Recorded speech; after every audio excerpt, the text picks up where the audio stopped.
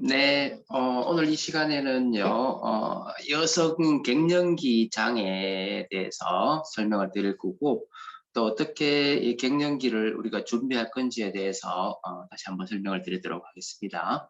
어, 사실 그 여자의 삶에 있어서 초경이라는 게 있고 또 갱년기라는 게 있는데, 사실 이 갱년기는 인생을 두고 봤을 때는 그냥 자연스러운 어떤 과정이라고 우리가 생각해 볼 수도 있겠지만, 사실은 여성의 몸에는 여러 가지 스트레스와 그다음 급격한 어떤 변화를 초래할 수밖에 없기 때문에 우리가 이걸 제대로 준비하지 않으면은 갱년기 이후의 삶이 상당히 힘들어진다는 거. 그래서 우리가 어떻게 이 건강한 갱년기를 맞이하고 준비할 것인지에 대해서 제가 설명드리도록 할게요.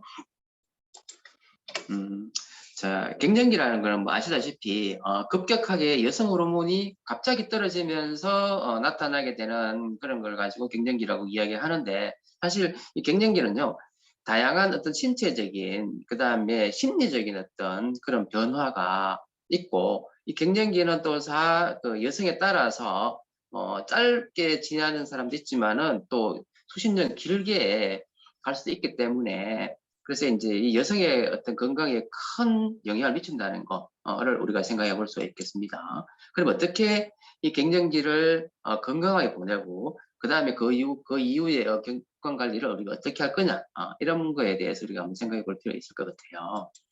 자, 이제 남자와 여자의 이제 이 호르몬 변화는요, 완전히 달라요. 그래서 여기 보시면 녹색의 남자는요, 이 테스토스테론이라는 남성 호르몬이 어떻게 되죠? 천천히 감소하는 데 비해서 여성의 이 에스트로겐이 어떻게 했냐? 급격하게 갑자기 감소하게 되죠.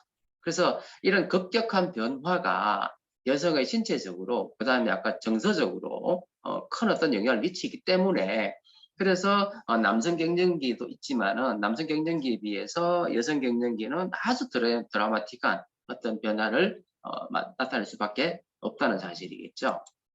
자, 그래서 금방도 말씀드렸었고요. 그래서 이제 갱년기 증상하면 제가 지난번에도 뭐 비슷한 강의를 해드렸지만은, 사실 이제 초기 증상은 그 심계항진, 그러니까 이제 보면 안면 홍조, 그 다음에 이제 야간 발한, 그걸 통해서 이제 피로와 우울이 오게 되고요. 그 다음에 이제 건조증이 오는 거죠. 질 위축 증상, 그것 때문에 이제 성교통이 올 수도 있고 또 출혈이 올 수도 있고, 그 다음에 질염 같은 거, 이런 감염이 잘 올 수 있고요. 또 요로생식기에도 이제 요실금이라든지 빈뇨, 그다음 감염, 그렇죠? 이런 감염이 잘 올 수 있다는 거고요.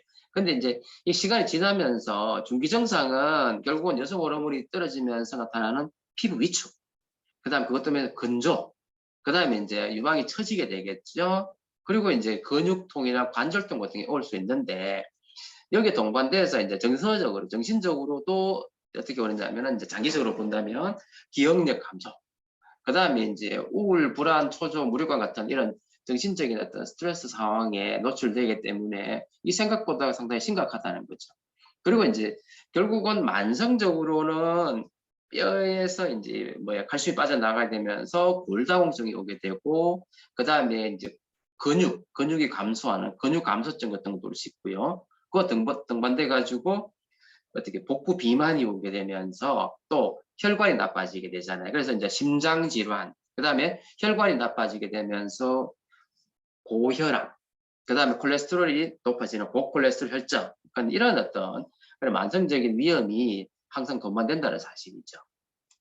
그래서 결국은 갱년기의 이제 초기 시작은 결국 뭐냐면 혈관 운동성 장애라고 보시면 되죠. 그래서 혈관 운동 장애가 오면서 또 갑자기 어떤 감정적인 변화가 와서 우울, 불안, 무기력, 이런 게 이제 초기 증상이다, 이렇게 우리가 생각할 수가 있겠습니다.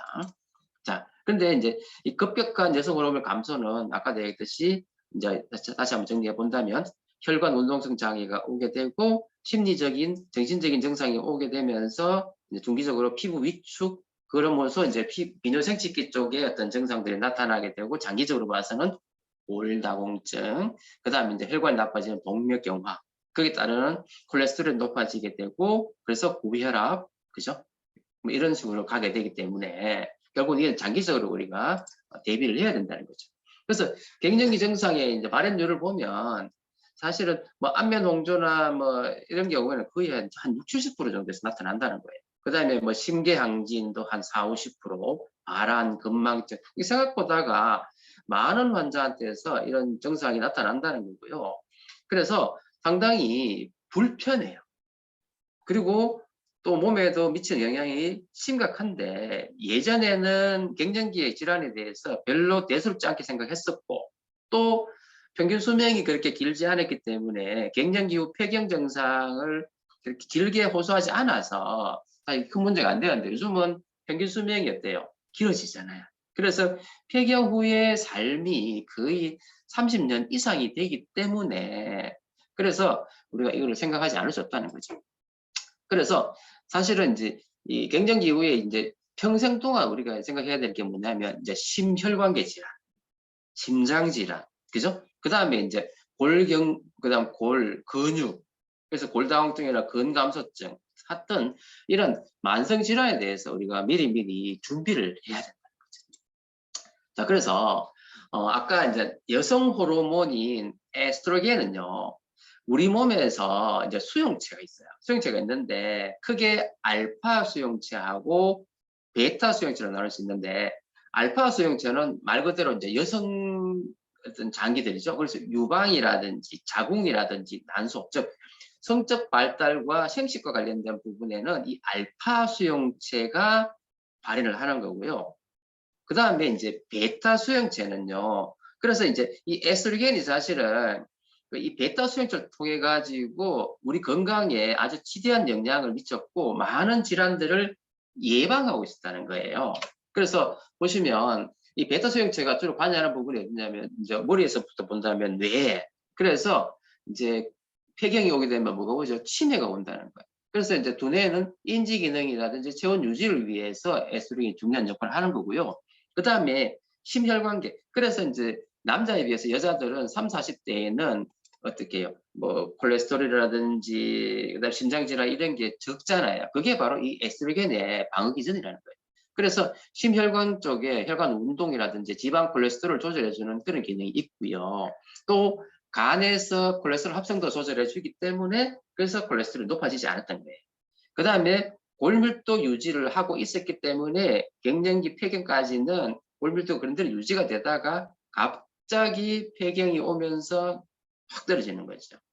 그리고 이제 이 폐경이 오게 되면 피부가 이제 어떻게 노화가 진행된다는 거예요. 그래서 사실은 이 에스트로겐이 두뇌라든지 심혈관, 간, 뼈, 피부 이런 장기들의 긍정적인 역할을 하고 있었고, 그것 때문에 이 뭐 노화라든지 이런 장기가 나빠지는 것을 프로텍션하고 있었다는데, 폐경이 되면서 갑자기 나빠지게 된다는 게 문제다. 자, 그래서 결국은 이 에스트로겐의 기능이 저하됨으로써 나타날 수 있는 그런 부분에 대해서 우리가 생각을 해봐야 되는 거고요. 근데 아까도 말씀드렸듯이 이제 이 에스트로겐 수용체가 우선에 이제 결합을 하잖아요. 근데 아까도 얘기했던 신체 각 부위에 이제 에스트로겐 수용체가 존재하고 그게 알파와 베타에 의해 가지고 완전 나누어져 있다는 거고요. 그래서 에스트로겐 감소는요, 이 수용체와 결합하는 호르몬의 절대 양이 감소하는 거고, 또 생식기능 저하는 물론 그 다음에 여러 가지 기능을 못한다는 게 문제가 되겠죠. 네. 그래서 결국은 너무 심각한 어떤 갱년기가 나타나게 되면 가장 쉬우면서도 절대 필요한 치료법은 딱 생각해 볼 수 있잖아요. 그게 뭘까요? 바로 호르몬 대치요법이겠죠. 그래서 이제 인위적으로 호르몬을 투여하면 이런 경증 증상이 빨리 치료가 되기는 하는데, 우리가 왜 호르몬제 치료 하면은 당장 뭐부터 생각나요? 뭐 유방암이나 난소암이나 자궁암을 먼저 생각하잖아요. 그래서 결국은 이 부정적인 시각이 바로 뭐냐면, 유방암이라든지 그다음에 이런 심혈관계 질환에 부정적인 영향을 미친다는 그런 논문이 예전에 많이 있었어요. 그래서 이제 보면 유방암이 1000명당 3명인데 1000명당 9명으로 3배가 증가하게 되고, 그 다음에 혈전이 증가한다는, 혈전 아시죠? 그죠? 혈액 내에 이제 피가 이렇게 굳는 거. 그래서 정맥 혈전이 증가해가지고 이제 심혈관계 질환이 늘어난다. 그래서 이런 것 때문에 부정적인 시각이 있었는데 이걸 다시 한번 정리해 본다면 에스트로겐이 결국 뭐예요? 알파 수용체에 주로 관여를 하잖아요. 근데 결국 에스트로겐 중에서도 베타 수용체, 대체요법에서 베타 수용체만 주로 관여한다면은 알파에 대한 부작용이 적겠죠. 그래서 제한적으로 이제 대체요법을 사용하는 것이 필요하다 해서 요즘은 초창기에 에스트로겐은요, 대체요법에 쓰던 호르몬은 알파, 베타에 관여없이 다 관여했다는 말이에요. 그래서 이런 부정적인, 그죠? 그래서 알파 수용체도 관여했기 때문에 유방암이나 자궁암이나 난소암 같은 게 높아질 수 있다. 이런 이야기 있었고요. 근데 요즘은 알파는 작용하지 않고 베타에만 관여하는 그런 호르몬제들이 많이 개발이 되고 있기 때문에 예전보다는 그래서 호르몬제의 부작용이 많이 줄어들었다는 거죠. 그래서 이제 우리가 산부인과에 가면 정기적으로 이제 유방이나 부인과 검사를 하면서 한 1년에 한 번 정도 검사를 해요. 하면서 특별한 이상이 없으면은 베타 수용체만 주로 작용하는 그런 호르몬제를 셀렉션해서 처방하는 쪽으로 지금 병원에서는 많이 시행하고 있습니다, 여전히. 자, 그래서 결국은 제한적인 호르몬 요법을 통해서 갱년기 증상을 최소화하고 부작용이 없는 대체법 찾는 게 중요할 것 같다. 그래서 결국은 부작용은 무슨 수용체? 알파 수용체가 활성화되기 때문에 알파의 작용력이 적은 어떤 호르몬제를 사용하면 되겠다라고 우리가 생각해 볼 수 있겠죠. 그런데 중요한 거는 여기 보시면 이제 결국은 에스트로겐 베타 수용체에 주로 작용하는 성분이면서 이걸 활성화시키는 성분을 찾아내는 것이 이제 좋겠고요. 그런데 이게 이제 사실은 뭐냐면 주로 베타 수용체에 사용하는 것이 이제 약이 아닌 걸로 돌아온다면 바로 식물성 에스트로겐인 거죠. 그래서 이제 식물성 에스트로겐은 뭐 대표적으로 여성 호르몬이 아니면서 여성 호르몬의 어떤 기능을 도와주는, 그죠? 그러니까 베타 수용체에 도와주는 그런 걸로서 이제 우리가 알려진 게 석류, 그 다음에 이제 홍삼, 그러니까 석류에 있는 어떤 스테로이드 성분, 그 다음 홍삼에 있는 사포닌 성분, 그 다음에 이제 감초나 승마에 있는 테페노이드류의 이런 것들이 이제 식물성 어떤 에스트로겐의 역할을 한다고 알려져 있고요. 그 다음에 바로 콩에 있는 이소플라본이잖아요. 그래서 콩에 있는 이소플라본은 강력한 에스트로겐 활성도를 가지고 있는데 사실은 에스트로겐의 어떤 효과를 보려면은 많은 콩을 섭취를 하긴 해야 돼요. 여기 보면은 이소플라본이 에스트로겐보다가 500에서 1000배 효과가 약하다 돼 있죠. 그 다음에 콩을 많이 섭취한 집단에서 이소플라본 농도, 그 다음에 에스트로겐 농도는 1000배가 된다 이렇게 돼 있는데 결론적으로 이야기하면 제가 이제 임상적으로 생각해 볼 때 석류는요, 그 가끔 이것도 이제 식물성 에스트로겐이라서 효과는 있기는 한데요. 가끔은 이게 알파의 작용이 있어요. 그래가지고 질출혈을 유발하는 경우가 간혹 있더라고요. 제 경험상. 그리고 이제 사포닌이나 감초승마는 효과는 있는데 갱년기 증상 자체를 그렇게 완화시키는 데는 크게 도움은 없는 것 같아요. 몸에는 좋기는 하지만 그런 거 같고. 그 다음에 이소플라본도 사실은 건강에 좋잖아요. 그죠? 콩이니까 단백질, 식물성 단백질도 공급해주고, 그 다음에 도움은 되기는 하지만, 갱년기 증상 자체를 완전히 완화시키는 데는 좀 한계가 있는 것 같아요. 그렇지만은, 이런 식물성 에스트로겐 자체는 복용해주면, 부작용보다는 뭐예요? 플러스적인 어떤 효과는 틀림없이 있는 걸로 우리가 생각할 수가 있겠죠.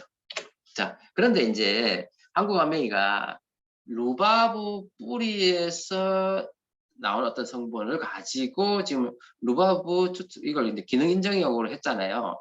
그래서 이 원료는 루바브 뿌리 추출물인데 기능 성분은 그 안에 들어있는 성분 이름 뭐냐면 라폰티신 가는 게 있어요. 그래서 이 성분 자체가 여성 갱년기에 도움이 될 수 있다. 그래가지고 1919년도에 한국암웨이가 개별 인정형으로 이제 인정을 받았다는 거예요.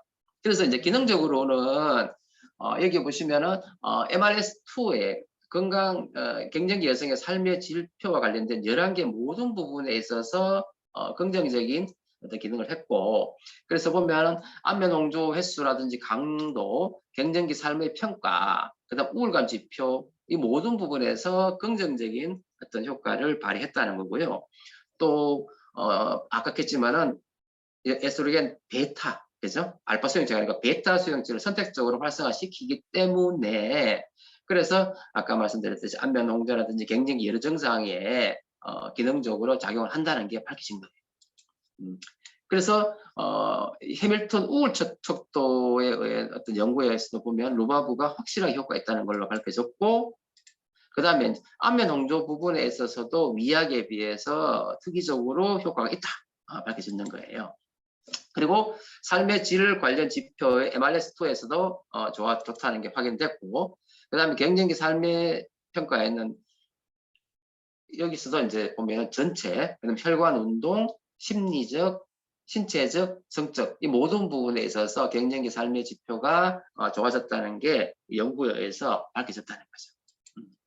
자, 그런데 아까 제가 이제 루바브 뿌리에 있는 성분 중에서 라폰티신이라는 성분이 있다고 제가 말씀드렸잖아요. 근데 이 라폰티신이 사실은 이 라폰티신하고 이게 비슷한 게 바로 뭐냐면 레스베라트롤 들어보셨죠?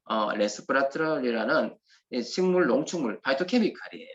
그래서 라폰티신과 레스베라트롤이 이제 구조가 비슷한 기능이 있는데, 이 레스베라트롤의 연구를 보면 사실 기능적으로 결론은 뭐냐면 레스베라트롤이 갱년기의 증상과 삶의 개선에 도움이 된다는 여러 가지 연구가 있었어요.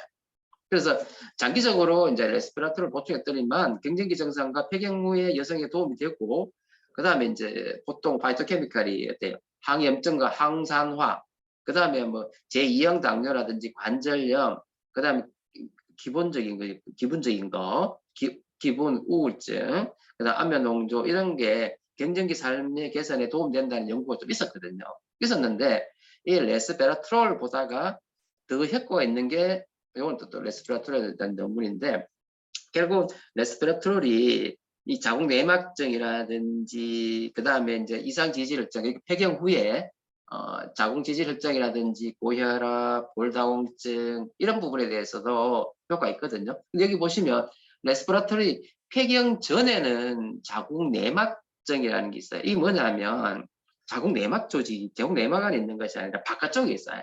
그래서 이제 뭐 나팔관이나 난소 주위에 이제 매번 생리할 때마다 그래서 출혈을 하니까 피가 고이고, 그것 때문에 막 조직이 유축되는 그런 질환을 가지고 자궁 내막증이라고 하거든요. 그래서 이런 자궁 내막증에도 도움이 된다라는 어떤 연구가 있었고, 또 폐경 후에 아까 이제 이상지질혈증이라든지 고혈압, 골다공증 이런 게 이제 줄어든다는 그런 연구가 많이 돼 있었거든요.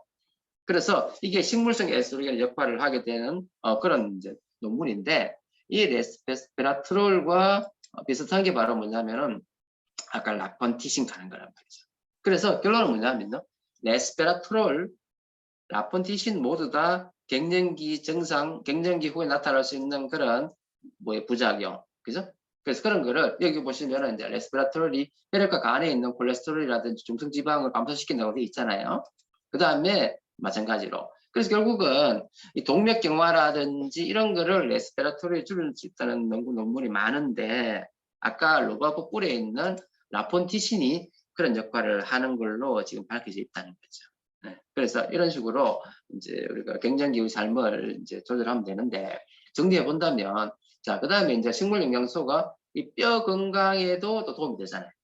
그래서 결국은 아까 갱년기 이후에 골다공증이 오게 되고, 그래서 이 골다공증을 예방하는 효과가 여기 있는데, 이게 바로 첫 번째가 산화적 스트레스를 억제함으로 해서 활성산소가 종이 조골세포를 방해하는 거죠. 그러면 뼈가 생성이 안 되겠죠.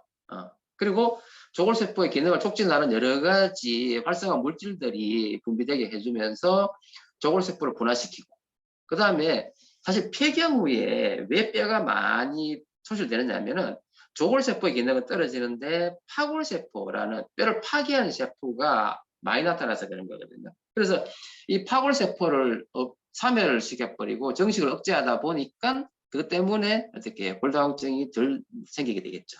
그 다음에 염증을 유발하는 여러 가지 단백질 생성을 억제함으로 해서 긍정적인 기능을 한다는 거죠.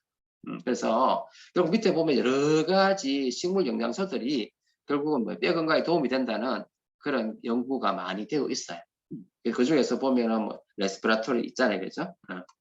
그래서 뭐 한번 다시 보시면은 라이코펜, 토마토에 있는 라이코펜, 그 다음에 카테킨, 그 다음에 케르세틴, 양파에 있는 케르세틴, 그 다음에 엘라그산, 그 다음에 캄페롤, 그 다음에 안토시아닌, 레스베라트롤, 그 다음 나린지가 헤스페리딘, 그 다음에 클로로겐산, 뭐 이런 여러 가지 식물, 농축물들이 뼈 건강에 도움이 된다는 연구가 많이 되어 있어요.